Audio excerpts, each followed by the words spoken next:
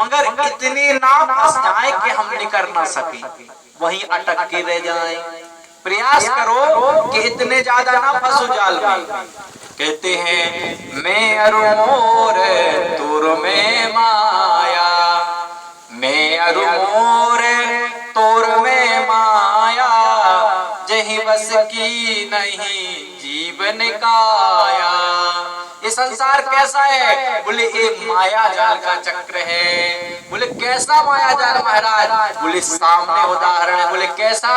बोले जब हमारा विवाह नहीं होता तो हमारा पत्नी में प्रेम नहीं होता, हमारी आसक्ति नहीं होती। फिर जब हमारा विवाह हो जाए तो बोले हम पत्नी से स्नेह करते।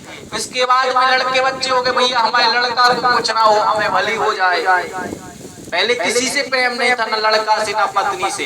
माया का जाल जैसे ही बड़ा आगे तो इतनी आसक्ति हो जाती कि हम भगवान से कहते भगवान हमें भली कछु हो जाए, हमारी देवी जी को ना हो, और जो है हमारे पुत्रों को कुछ ना हो। इस प्रकार हम भगवान से प्रार्थना करते, अपने आप के लिए कुछ नहीं मांगते, स्वयं के लिए हम कुछ नहीं चाहते। नारद जी महाराज भ्रमण करते हुए आए, और जब नारद जी महाराज भ्रमण करते करते श्रीधाम वृंदावन पहुंचे, और वृंदावन में पहुंचने के बाद में यमुना के किनारे एक अद्भुत दृश्य को देखा। बोले अच्छा। जैसे नारद जी महाराज ने यमुना जी का दर्शन किया, और जो है दर्शन करने के बाद में वहाँ एक नई युवती बैठी हुई थी, नई युवती बैठी थी, नई स्त्री बैठी थी। उसके बगल में दो वृद्ध पुरुष बैठे हुए थे, दो बुजुर्ग लोग बैठे हुए थे। तो नारद जी महाराज ने कहा भैया अभी इतना तो कलयुग नहीं आया, और ये स्त्री कौन है, कहाँ से आई? इसके अगल बगल दोनों वृद्ध पुरुष बैठे हुए हैं। तो नारद जी ने सोचा भैया हम संत आदमी, हमें क्या करना, जा बाजू ना जा बाजू, बीच के हो गए बाबा जी, हमें क्या करना, हम संत आदमी, हमें संसार से क्या करना। तो नारद जी महाराज ने उस युवती को देखा, और देखने के बाद वहां से जाने लगे। जब जाने लगे तो युवती ने पुकारा, बोले हो साधु क्षणम तिष्ठेत मत चिंता विनाशनम। साधु जी देखने के बाद कहाँ जा रहे हैं, और हमें ऐसे ही छोड़ के जा रहे हैं? आप सुनिए तो, हमारी प्रार्थना तो सुन लीजिए। तब नारद जी महाराज ने मुड़ के देखा, और मुड़ के देखने के बाद में देखा कि युवती पुकार रही है। फिर बोले कि क्या करें, जाए कि ना जाए? तो युवती कहती मुच्चिता मुच्चिता महाभागो, परमात्मा ना जाओ छोड़ के, हमारी प्रार्थना है, हे दीनानाथ, हे कृपा सिंधु, हमारे ऊपर कृपा करो, हमें छोड़ के ना जाओ। जब इस प्रकार प्रार्थना करती श्री युवती ने, तो नारद जी महाराज वहां से लौटे, और लौटने के बाद नारद जी ने दोनों हाथों को जोड़ा, और जोड़ने के बाद कहा देवी जी आप और अपना परिचय दो, आपका क्या नाम है, और आपके पास में जो दो पुरुष बैठे हुए इनका क्या नाम है? तब वो युवती बताती है, हे गुरुदेव भगवान, हे नारद जी महाराज, हमारा नाम है भक्ति। तो परिवार कैसे चलेगा? नाव में नाव को खेने वाला अच्छा हो तो नाव से वो पार करा सकता है, अगर नाव को खेने वाला अच्छा ना हो तो पार कैसे हो सकते? बोले अगर भक्ति देवी आप ही नई युवती है तो आपके पुत्र भी युवक बन जाएंगे। तो भक्ति देवी ने कहा हमें आपसे यही आशा थी।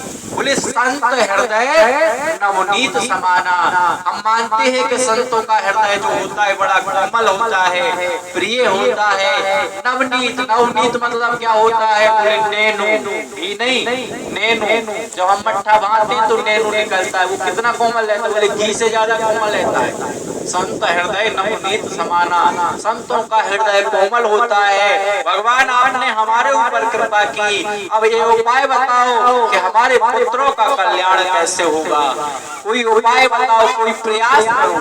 तब नारद जी महाराज बड़े प्रसन्न हो गए और प्रसन्न हो जाने के बाद में उनने पूछा कि किस कारण ऐसा हुआ, और पहले ये बताओ आप आई कहां से और वृंदावन कैसे पहुंची, वृंदावन पहुंचने के बाद आपके ऐसे पुत्रों की दशा क्यों हुई।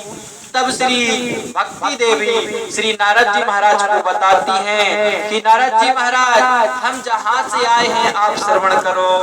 एकदा ही विशालाया चत्वारिशो मला सत्संगार्थ समायाता दुदुसुस्तस्य नारदा। महाराज एक समय की बात है, जो है हमें द्रवण देश में उत्पन्न हुई थी। कहाँ हुई थी? द्रवण देश। द्रवण देश में उत्पन्न हुई थी, छोटी से बड़ी हुई, और द्रवण देश में उत्पन्न होने के बाद मेरा मन जो है भगवान के चरणों में लगा था, छोटी सी अवस्था में।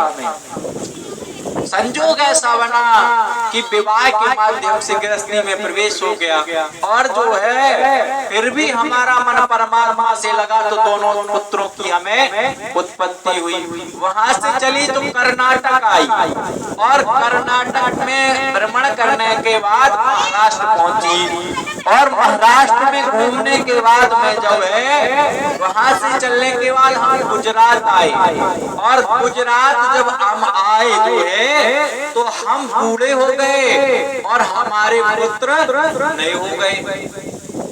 हम बूढ़े हो गए और हमारे पुत्र नए हो गए। तो नारद जी महाराज ने कहा ऐसा क्यों हुआ? बोले ऐसा आप बताओ क्यों हुआ, हम तो नहीं जानते क्यों हुआ। बोले हम वृद्ध हो गए, पुत्र नए हो गए, ठीक है, हमें प्रसन्नता है। माता पिता अगर अपनी संतान को प्रसन्न देखें तो बड़े प्रसन्न हो जाते, भले ही स्वयं कष्ट में हो वो अपना कष्ट भूल जाते। बोले संतान की प्रसन्नता से ही उनकी प्रसन्नता है।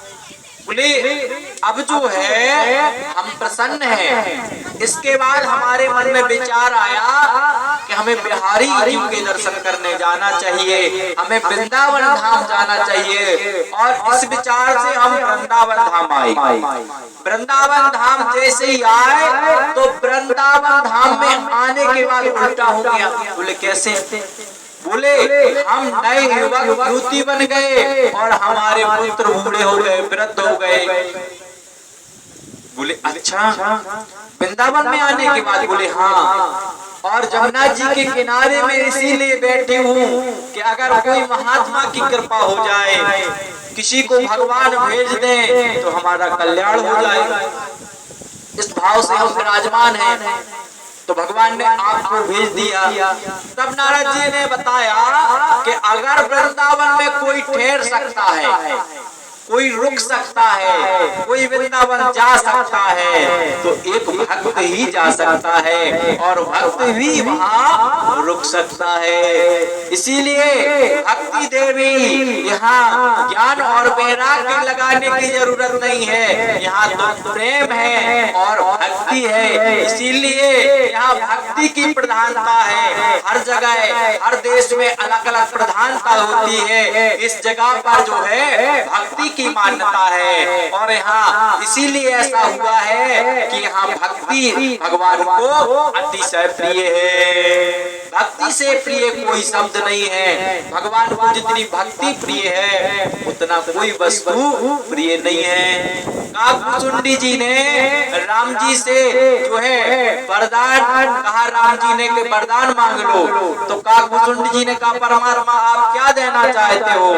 तो राम जी ने कहा आप धन ले लो, बल ले लो, ताकत ले लो, जो कुछ चाहते हो आप वो ले लो, दीर्घायु हो जाओ, आपकी कई वर्ष की आयु हो, कभी आप शरीर ना छोड़ो, सब कुछ दिया।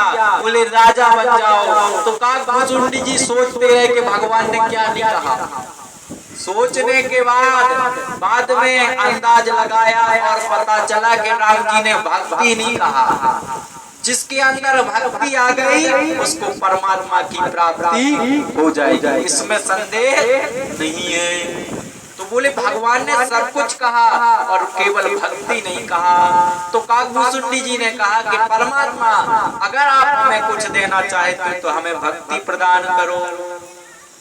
भगवान ने कहा आप बहुत बुद्धिमान हो, हम आपको आशीर्वाद देते हैं कि जो है सीता जी नहीं जानेगी वो चरित्र आप हमारे जानोगे, ऐसा आशीर्वाद दिया। आज भी काकभूषुंडी और गरुड़ संवाद चलता है। जब लोमस ऋषि, अगस्त ऋषि इत्यादि